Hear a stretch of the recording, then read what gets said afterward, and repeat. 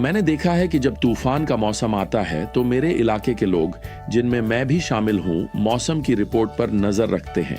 अब मैं north Carolina के तट पर नहीं रहता, लेकिन मैं इतना पास जरूर हूं कि तूफान के विनाशकारी प्रभावों का अनुभव कर चुका हूं।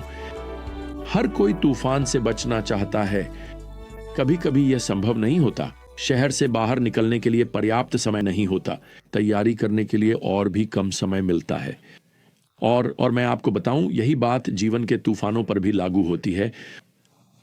कभी कभी वे आपको अप्रत्याशित क्रोध के साथ आ घेरते हैं। वे बस आपके जीवन में इस तरह से आ जाते हैं, किसी चौंकाने वाली घटना, किसी विनाशकारी मेडिकल रिपोर्ट, किसी अप्रत्याशित नुकसान के रूप में, और अचानक जीवन पूरी तरह उलट पुलट हो जाता है। आपके पास तो छुपने के लिए भी पर्याप्त समय नहीं होता है ना। खैर, प्रेरितों के काम 27 हमें समुद्र में आए एक वास्तविक तूफान, एक भयंकर आंधी का सबसे विस्तृत वर्णन देता है। और यह हमें इस बारे में भी कुछ समझ देता है कि हमें जीवन के तूफानों का सामना कैसे करना चाहिए। आपको याद होगा कि पौलुस ने अपने मामले की अपील सम्राट नीरो के सामने की थी और अब वह रोम के लिए रवाना हो रहा है। वह और कुछ अन्य कैदियों को एक रोमी सेनापति, जिसका नाम जूलियस है, की निगरानी में रखा गया है। पौलुस के साथ एक और विश्वासी, जिसका नाम अरिस्तार्खुस है, भी है।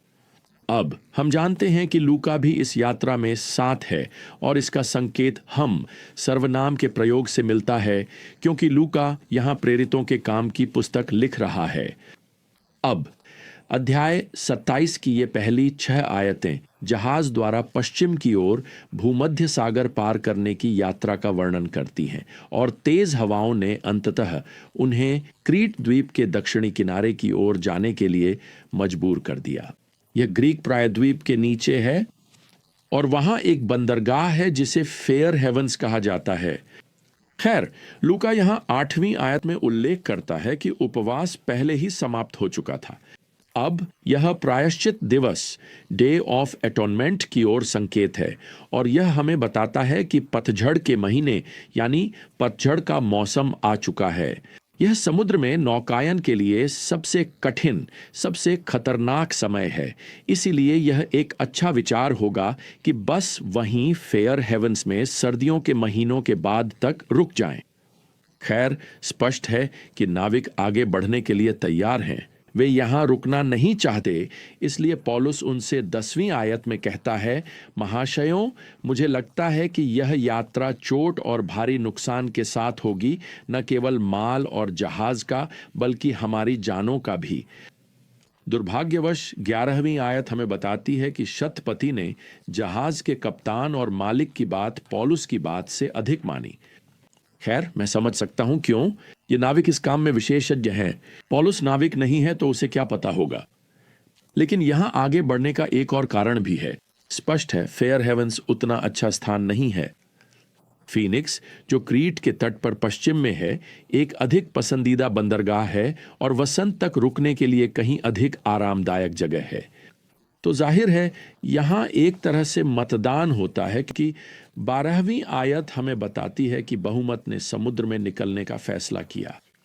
ठीक वैसे ही जैसे आज की दुनिया में होता है, बहुमत की राय पूरी तरह गलत है और यह जानलेवा साबित होने वाली है। और वैसे ध्यान रखें कि हम भी बहुमत की राय का अनुसरण करके या अधीर होकर या शायद जीवन में व्यक्तिगत आराम चाहकर खुद अपने लिए कुछ तूफान खड़े कर सकते हैं, बजाय इसके कि कुछ अधिक समझदारी भरा करें। अक्सर हम बाहर के विशेषज्ञों यानी नाविकों की बात सुनते हैं। उनका तो भगवान में कोई दिलचस्पी ही नहीं है। वे भगवान की इच्छा का पालन नहीं कर रहे हैं, और मैं आपको बता दूं, वे फीनिक्स तक नहीं पहुंच पाएंगे।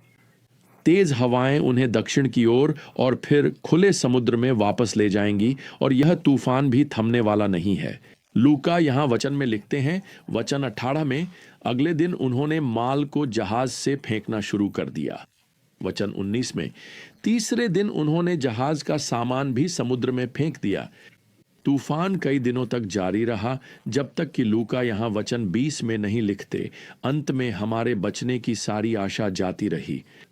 अब वे पूरी तरह निराश हो चुके हैं। वे इस भयंकर तूफान की दया पर हैं।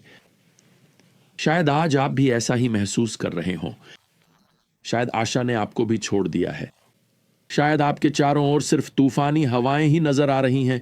पौलुस इस स्थिति में इस जहाज के दल और यात्रियों को संबोधित करते हैं और कल्पना कीजिए वह गरजती हुई हवा के बीच बोल रहे हैं, जैसा कि वचन 21 में लिखा है, पुरुषों, तुम्हें मेरी बात माननी चाहिए थी और क्रीते से जहाज नहीं चलाना चाहिए था। अब ये कोई अहंकारी, मैंने पहले ही कहा था वाला क्षण नहीं है। पौलुस प्रभावी रूप से उन्हें बता रहे हैं, तुमने पहले मेरी बात नहीं मानी, लेकिन अब मैं तुम्हें कुछ बताने जा रहा हूं और तुम्हें मेरी बात सुननी चाहिए। पौलुस यहां वचन 23 में कहते हैं कि वे आशावान रह सकते हैं। इसी रात मेरे सामने उस परमेश्वर का एक स्वर्गदूत खड़ा हुआ जिसका मैं हूं और जिसकी मैं उपासना करता हूं, और उसने कहा, पौलुस, मत डर, तुझे कैसर के सामने खड़ा होना अवश्य है, और देख, परमेश्वर ने तेरे साथ जहाज में रहने वालों को भी तुझे दे दिया है। तो हिम्मत रखो पुरुषों, मुझे परमेश्वर पर विश्वास है। पौलुस कहते हैं कि जैसा मुझे बताया गया है वैसा ही होगा। आप जानते हैं, यह एक बड़ी बात है ना? यह एक बहुत ही आत्मविश्वास से भरा हुआ कथन है, और वैसे भी यह अविश्वासी मूर्ति पूजक नाविकों के दल को सुनाया गया था। तो पौलुस का आत्मविश्वास का स्रोत यहां क्या था? उन्हें निराशा से किसने बचाया? परिस्थितियां? नहीं। क्या हवाएं धीमी पड़ने लगी थी? नहीं। यह परमेश्वर का वचन था, वह प्रतिज्ञा जो परमेश्वर ने उन्हें पिछली रात दी थी। असल में इस अध्याय का मुख्य विषय यह नहीं है कि क्यों परमेश्वर जहाज डूबने की घटनाओं की अनुमति देते हैं, या क्यों परमेश्वर हमारे जीवन में तूफानों को आने देते हैं। यह असली फोकस जीवन के तूफानों के बीच परमेश्वर पर भरोसा करने पर है। और मुझे कुछ टिप्पणियां करने दीजिए। पहली बात, पौलुस परमेश्वर की प्रतिज्ञा पर विश्वास करता है, और वास्तव में इस मामले में परमेश्वर ने वादा किया था कि पौलुस रोम पहुंचेगा, वैसे ताबूत में नहीं बल्कि जीवित और स्वस्थ अवस्था में। उसका बचना और उसके साथ सभी अन्य लोगों का भी उनके लिए एक अद्भुत गवाही बन जाएगा कि परमेश्वर सचमुच तूफान को नियंत्रित कर रहे हैं। दूसरी बात, पौलुस का उदाहरण दिखाता है कि तूफान परमेश्वर को हमारे माध्यम से ऐसे तरीकों से काम करने का अवसर देते हैं जिनकी हम कभी कल्पना भी नहीं कर सकते। प्रियजनों, इसका मतलब यह नहीं कि हमें तूफानों की तलाश करनी चाहिए, पर इसका यह अर्थ अवश्य होना चाहिए कि हम दूसरों को उनके तूफान के बीच परमेश्वर को खोजने के लिए प्रेरित कर सकते हैं। जबकि इस अध्याय का शेष भाग पौलुस के लिए परमेश्वर की प्रतिज्ञाओं की पूर्ति का वर्णन करता है। जैसे जैसे तूफान 14वें दिन तक जारी रहता है, जहाज किसी भूमि के पास पहुंचता है और पौलुस एक बार फिर अपने सहयात्रियों को आश्वस्त करता है कि वे सभी बच जाएंगे। वह यहाँ तक कि उन्हें कुछ खाने के लिए प्रोत्साहित करता है ताकि उनके पास आगे जो होने वाला है उसके लिए ताकत रहे, और वह स्वयं उदाहरण प्रस्तुत करते हुए भोजन के लिए परमेश्वर का धन्यवाद करता है और फिर खाना शुरू करता है। पद 36 में लिखा है, तब वे सब उत्साहित हुए और उन्होंने भी कुछ भोजन किया। अब अगले दिन सुबह होते ही वे एक खाड़ी देखते हैं जिसमें एक समुद्र तट है, और वे जहाज को जितना हो सके उसकी ओर मोड़ते हैं।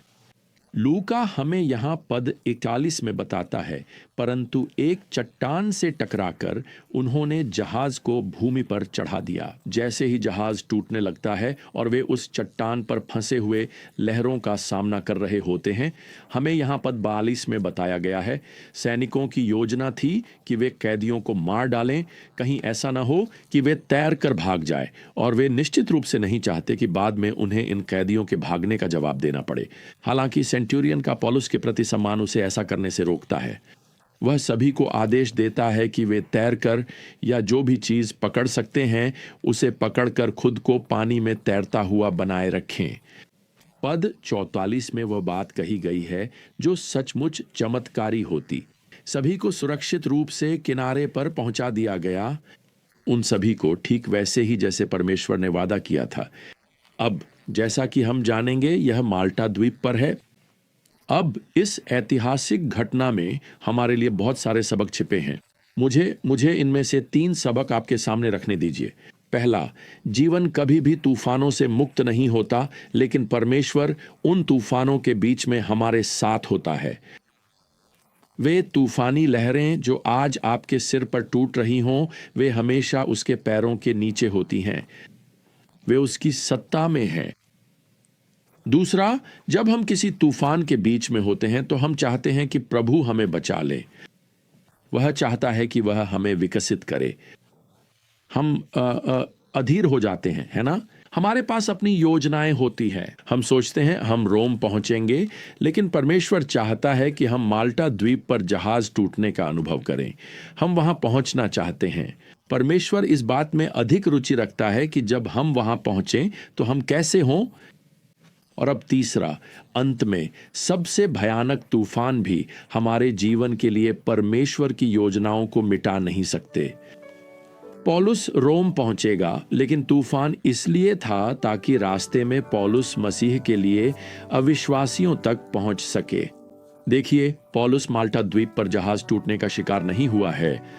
वह परमेश्वर की पूर्ण योजना के द्वीप पर जहाज टूटने का शिकार हुआ है। अगली बार तक प्रियजनों, प्रभु यीशु मसीह की अनुग्रह, परमेश्वर का प्रेम और पवित्र आत्मा की संगति आप सभी के साथ बनी रहे। आमीन।